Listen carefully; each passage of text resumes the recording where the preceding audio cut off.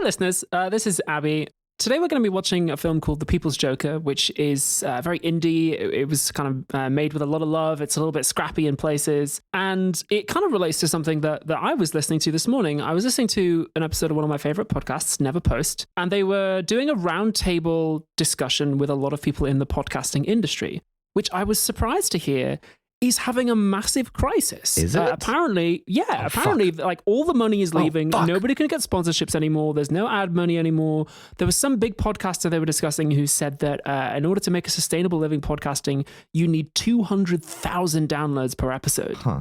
And I was like, what the fuck? This seems so weird because over here at like Kill James Bond Towers, we're all doing like pretty good, making a decent living doing this. Home of independent podcasting. Yeah, we're completely independent. True. We've never done ads.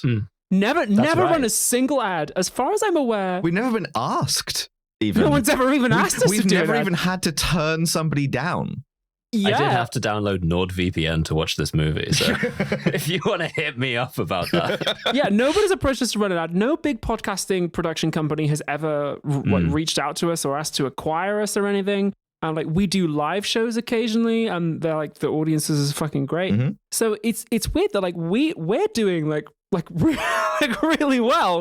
Every listener of Kill James Bond counts as 100 normal podcast listeners. Yes. Yeah, you You're just do. that much stronger, more loyal, handsomer, I would say. Absolutely. The other weird thing is that like the podcasting industry just doesn't have any fucking clue who we are. Like, we've never been nominated for any kind of award. As I say, we've never been approached by any sort of production anybody.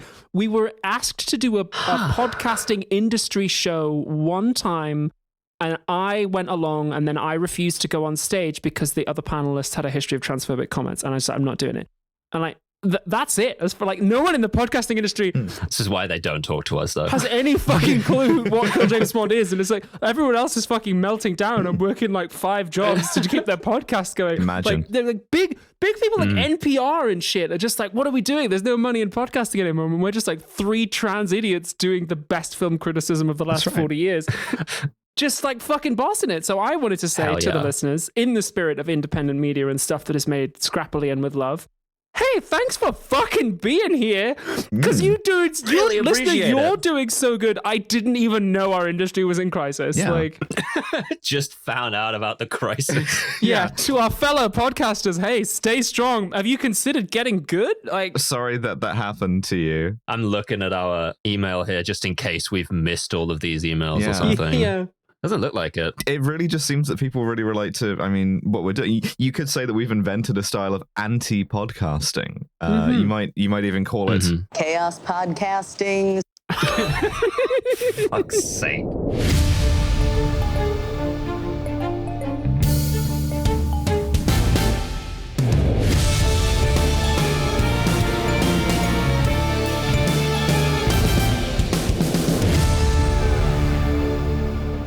Hello and welcome to another episode of Kill James Bond. I am November Kelly. I am joined, as always, by my chaos podcasting colleagues, Abigail Thorne and Devon. Hey, how's it going? What's up? The first all-penguin, all-trans podcast.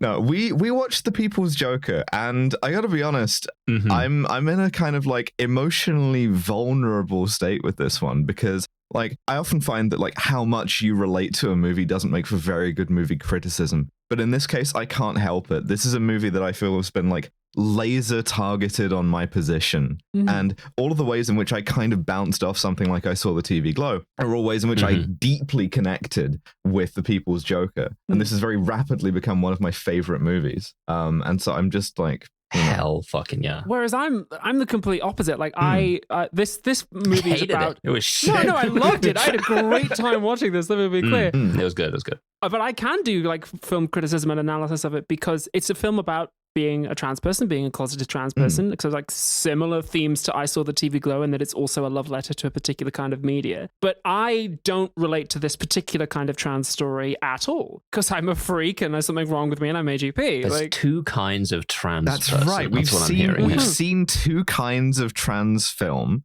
And of the 2 trans women on the podcast, one of us is related to a different one each, which means scientifically there are two kinds of trans women, and I'm this kind. There's the People's Joker kind, and then there's the I Saw the TV Glow kind. Yeah, you now as the audience can like arrange yourselves by faction here really easily. Yeah. You can be a secret third thing, which is to be of the Prince kind of trans person. But yeah, I just kind of this is just a little glimpse into my twisted mind that these are the things that I consider to be normal. Yeah. It's almost as if she considers transition funny. To the Joker, this is a normal film. Yeah, I mean, where do we want to start with this? We're going to start with a disclaimer, which the film starts with. Yeah. This is legal. Yeah. So, this is a legal film to make. It's legal to do this. It's a parody, all right? Yeah, it's legal to do this? They can't stop you It's fine. from using the intellectual property of Warner Brothers and like Saturday Night Live. And They can't stop you making a 3D Lorne Michaels in your movie. No. They can't make you not do that. So we open with a disclaimer which says that everything we're about to see is fair use, all copyrights to Warner Brothers Discovery and DC Comics, who, may I, Abigail Thorne just add, make great comic books and great movies.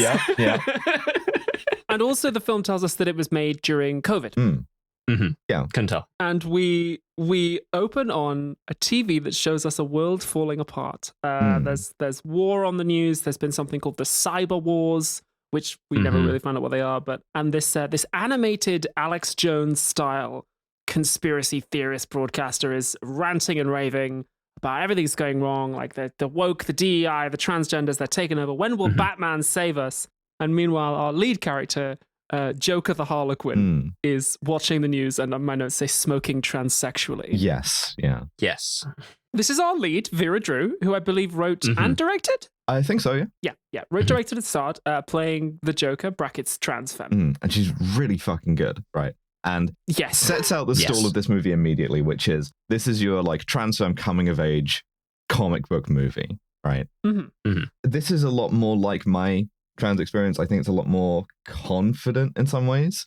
She starts with childhood, right? With her childhood, and like growing up through TV as well. So like a point in common here, but we get through the TV-ness of this very quickly, right? Of like the only trans women that I ever saw on like growing up on TV were like dead sex workers or jokes on like Jerry Springer.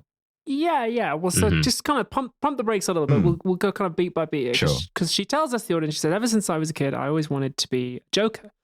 She grew up in the Midwest. Lovely little touch. She grew up in Smallville. And her favorite show was UCB, the United Clown Bureau, which is like Saturday Night Live. Yeah, SNL, but everyone on it is the Joker. Yeah. The little dig at Upright Citizens Brigade there as well too. But yeah. There's so much in this that I didn't pick up. Like I picked up a lot of the comic book references because there's so many like DC Comics references and Batman references, which I loved. There's a nice touch, which is that so we see her as a child, and I believe that actor is a boy. And there's a nice touch, which is that her dead name is bleeped out. Yes. It's censored. Yeah, I really So when like her mum comes in and says like, "Oh, what are you doing?" Boop, and like we don't hear it. It's nice. Yeah. I really like that.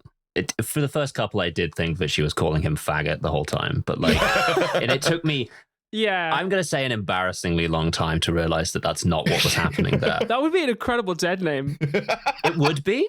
Yeah, if your dead name was just faggot. They've named my ostensibly cisgender son the F slur. You're talking about the references. That is one place that I think our analysis as Brits is going to suffer somewhat, is that none of us grew up watching Saturday Night Live. Like we don't, there's going to be a shitload of references in this that I'm just not going to really understand because I don't know what the fuck's going on. I hear you people find that shit funny. I don't know. I've looked at it myself. We'll try and engage our baked bean brains and fucking like get some of it. Anyway, so there's a nice moment where so she's bouncing on the bed and she's excited, pretending to be in UCB, and her mum is worried. And then we get this moment where Joker, as an adult, tells us, me wanting to be a Joker should have been the least of her concerns because, I'm trans. And my notes say, she said the word. Yes. Yeah. Not a metaphor. Yeah. At all. This is the thing. There was discourse about I Saw the TV Glow that I thought was very unfair on both sides. I thought it was symptomatic of a very like wounded and tense community, right? Where someone said about... It sucked, but it was great. They kicked it off right before we dropped the episode. Yeah. Really good of it. But somebody said about I Saw the TV Glow as a point of criticism that it doesn't even say the word trans, right? And in our sort of current circumstances, they saw this as being a cowardly thing to do, right? And I don't think it was accurate as film criticism in the sense that that's a movie about not being able to have the word to say the thing. But like...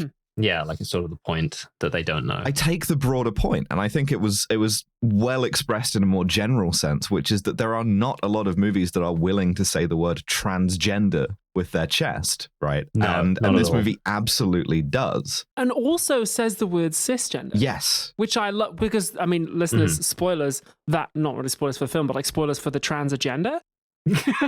The word cis is the woke mind virus. That's why the BBC never say it, because it implies that we are two sides of the same coin and that we are equal and that there's nothing wrong with being trans. It's enough to make you become the fucking Joker. That's enough of that.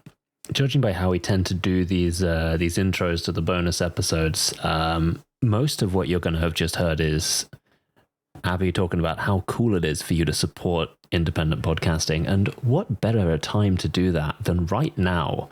If you want to listen to the rest of the episode about the People's Joker, you're going to have to support independent podcasting, baby. You're going to have to go to patreon.com/killjamesbond and sign up today for like £5 a month. Come on, you got £5. You've got a fiver. You've literally got a fiver on you right now.